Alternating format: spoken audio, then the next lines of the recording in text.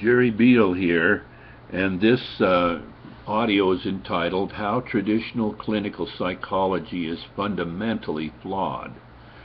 In order for them to become a clinical psychologist in our society, they have assimilated traditional information for the purpose of passing traditional tests to be traditionally graded, and way worse, traditionally entitled to go out into a very traditional world to very unfortunately be our mind doctors. By the way, one way to a traditional world is that we've had to endure at least 3,000 wars in our known 5,000-year history, and certainly with no end in sight.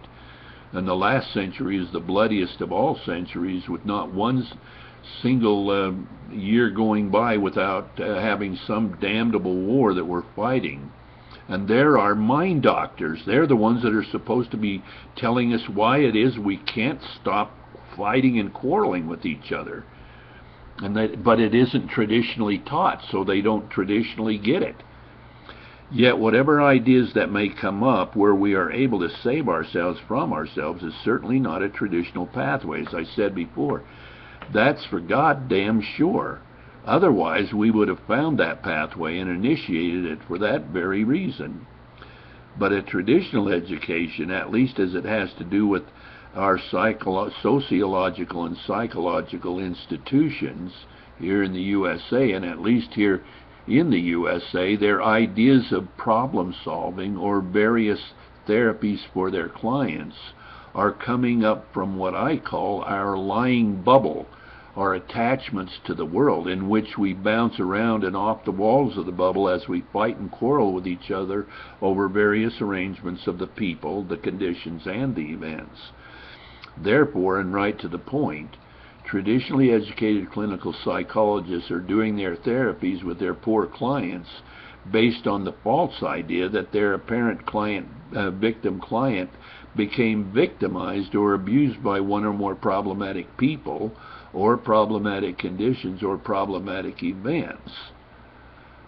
Yet, as Jesus said, as you believe, so shall it be done unto you. So in the client believing that they've been victimized or abused, they reverse cause and effect to make that seem what happened, for them to have one or more problematic experiences. They have to reverse cause and effect in order to make it seem like they're victimized by the supposed problematic event. So both the client and the therapist are thinking in terms of problematic conditions and problematic events, instead of addressing cause and effect on purpose by dealing with their client's own problematic interpretations about anything at all. Because it's problematic interpretations that cause problematic feelings and problematic experiences. Whatever that you can apply a problematic interpretation to anything, and if you believe it, then you'll get a problematic experience. So in a session, and to their client, and to get their clients talking and opening up, they would ask questions like this: how did that problematic condition affect you? Well, it didn't affect them at all. That's the whole thing. Yet, since the supposed problematic condition is done and over with, then both the psychologist and the client think the client has already been mentally or emotionally harmed to one degree or another. So then, it will all be about helping the client lessen his or her problematic interpretations about what they both thought was one or more problematic conditions. So the result might be like this, where the psychologist would talk to the client. In time, you'll be able to let go of at least some of your problematic feelings as you consider such things as everyone makes mistakes and such. And eventually, maybe you'll overcome nearly all of the problematic feelings you had against that problematic condition. See, just wallowing around in it.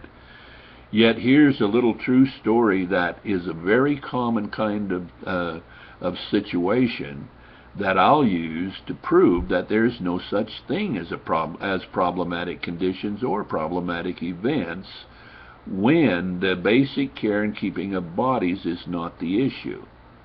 In other words, and again, and to the point, traditionally educated clinical psychologists are thinking and doing therapy in terms of problematic conditions and problematic events when they ought to be dealing with their clients' own problematic ways of thinking about the supposed problematic condition. They ought to be helping their clients to deal with their clients' own problematic interpretations instead. Here's the little story, and I'll need to shorten it considerably. One summer day and out in the backyard, my 3-year-old boy was trying to figure out how to make the water come out of the water hose where it had a spray nozzle at the end of the hose, and I was watching this happen with a pretty big smile on my face. I knew that any moment he'd find out how the water comes out and it'd get sprayed all over.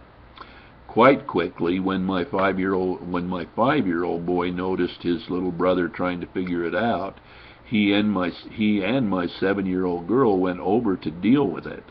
But all at once, my 3-year-old did find the handle that made the water come out and come out gushing.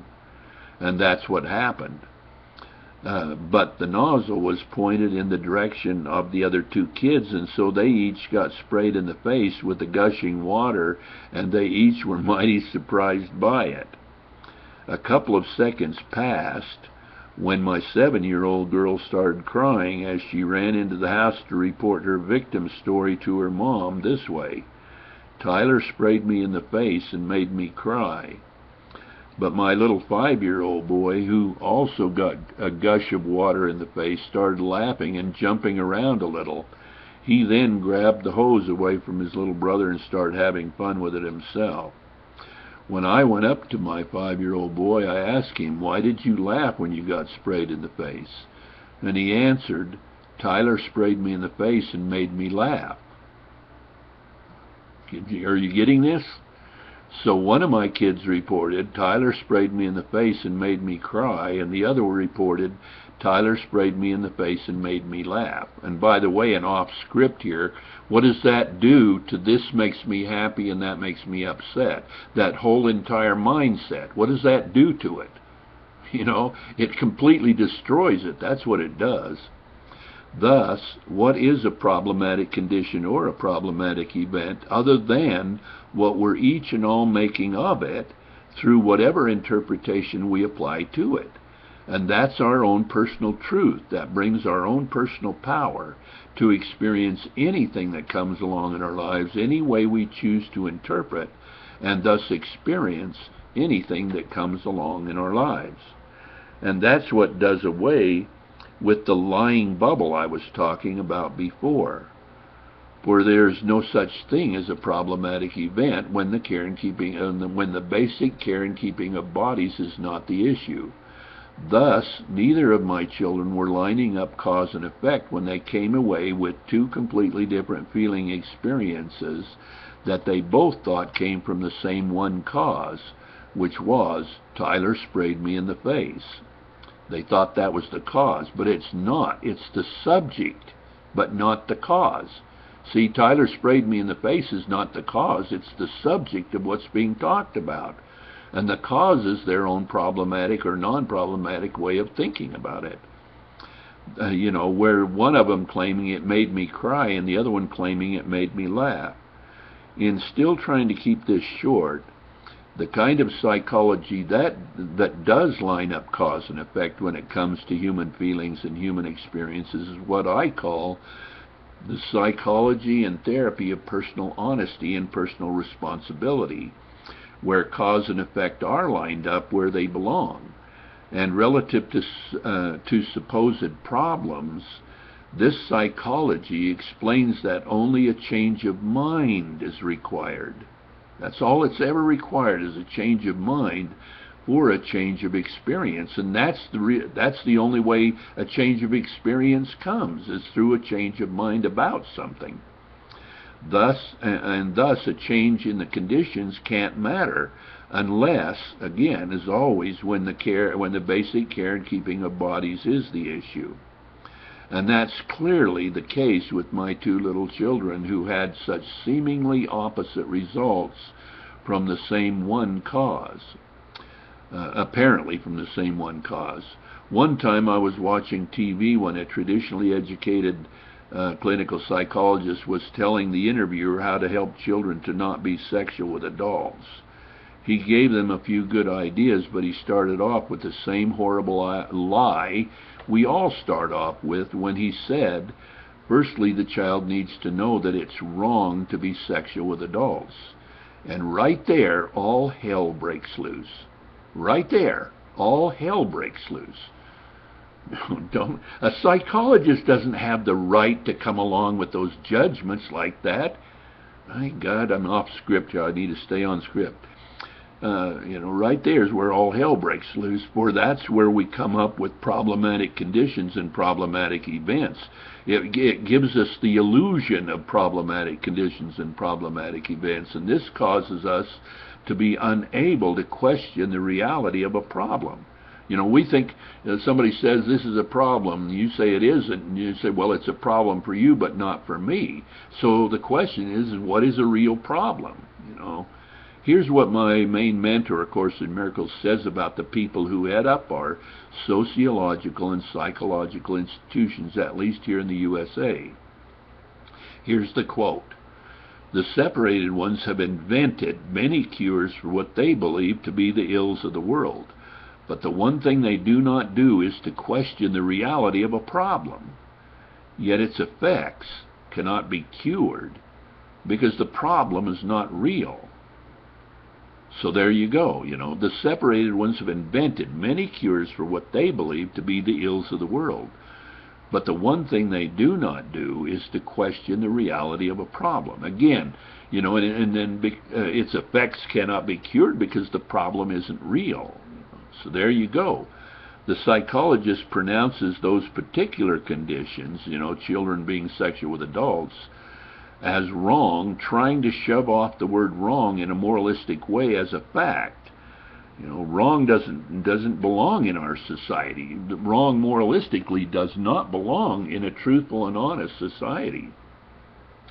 That's off script there. Thus, after the fact, after the events are over, the child is told that they've been involved. It's already over, see? And now the child is told that they've been involved in one or more even highly problematic events, and thus the child has been wronged, and the adult is labeled the wrongdoer.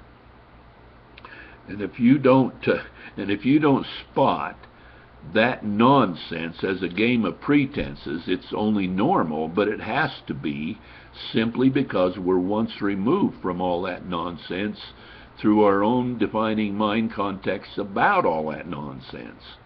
Thus, my honest and responsible psychology explains to the supposed child victim that they can think about the past sexual event or events as no more problematic than their own mom and dad delight so much in doing it as often as they can, where they wouldn't even think about applying a problematic interpretation or applying problematic interpretations to their sexual events. They wouldn't even think of it. And yet the child is told to apply highly problematic interpretations to what happened, which is already over with, So they're stuck with that. Of course we don't want children being sexual with adults, but after the fact, we better stop applying these ungodly, highly problematic interpretations to what happened, as we drowned the supposed victim child in all those horrible and messy lies. Thus, the therapy that works, and works 100% of the time, and works completely to rid a supposed victim of their victimized feelings, is to simply change their mind about it from ungodly, highly problematic, to just what happened. Nothing more and nothing less. Just what happened, just like their mom and dad does. Doesn't apply anything to it. It's just what happened. They had a good time sexually, Thus, the child can change their mind about it from highly problematic to non-problematic and forget it. Just as one might quickly forget that they stubbed their toe on a rock a few minutes ago. Even these cases don't deserve any more credence than that. There's so much more to talk about here, but I'm trying to keep these presentations short. And so thanks for listening to this audio.